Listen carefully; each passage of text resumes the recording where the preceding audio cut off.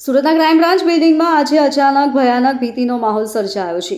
Metro ટનલના કામ દરમિયાન ઇમારતને નુકસાન થવાની આશંકા સર્જાતા મેટ્રોના અધિકારીઓએ આગમચેતીના ભાગરૂપે બિલ્ડિંગના લોખંડના મોટા ટેકા ગોઠવી દીધા છે.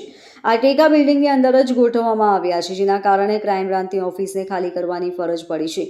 મળતી વિગતો મુજબ સુરત મેટ્રોના કામ દરમિયાન ટનલ બોરિંગ મશીન પસાર થતી વખતે આસપાસની ઇમારતોને નુકસાન થવાની શક્યતા સર્જાઈ હતી. આ અંગે મેટ્રો અધિકારીઓએ તાત્કાલિક આગમચેતીના પગલાં લીધા અને ક્રાઇમ બ્રાન્ચ બિલ્ડિંગમાં લોખંડની ગટર સાથેના મજબૂત ટેકા ગોઠવી દીધા છે. આ ટેકા બિલ્ડિંગની અંદર જ રાખવામાં આવ્યા છે, જેના કારણે ક્રાઇમ બ્રાન્ચની ઓફિસને તાત્કાલિક ખાલી કરવાનો આદેશ આપવામાં આવ્યો છે.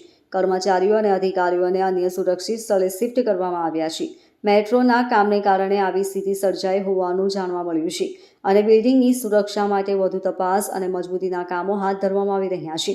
આ ઘટનાએ સુરતમાં મેટ્રો પ્રોજેક્ટ અને આસપાસની ઇમારતોની સુરક્ષા અંગે નવી ચર્ચા શરૂ કરી દીધી છે. પોલીસ અને મેટ્રો અધિકારીઓ સંયુક્ત રીતે બિલ્ડિંગની સુરક્ષા અને તપાસ કરી રહ્યા છે, જેથી કોઈ અનિચ્છનીય ઘટના ન બને. Bureau report LK star news, Surat.